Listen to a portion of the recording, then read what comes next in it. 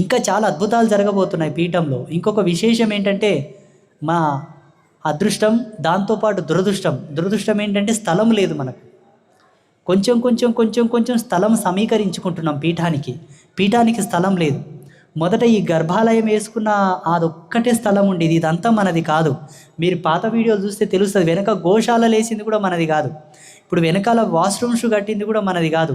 ఆ ముందు స్థలం మనది కాదు, వేరే వాళ్ళది కొనుక్కున్నాం, కొంచెం తీసుకున్నాం. మనసున్న మహారాజులు అమ్మగారు ఇక్కడ ఉన్నారు, వారు కూడా మనకు భూమి స్థలదాతలు. కొంచెం పైకి లేవమ్మా, చప్పట్లు కొట్టండి ఒకసారి. వాళ్ళు కూడా పీఠానికి రాగానే ఒక్కటే మాట ఇట్లా అన్నాను, అమ్మా మీకు ఒక బిడ్డ ఉన్నాడు, పీఠంలో మీ చిరస్థాయిగా గుర్తింపు ఉండేటట్టుగా చేయండి అంటే వెంటనే ఇలా అన్నాను, మరుసటి రోజు చేసేసారు అంతే. వారు కూడా పీఠానికి స్థలదాతలు అన్నమాట. అలా తీసుకున్నాం. జగన్మాత సంకల్పించి ఇంకొంచెం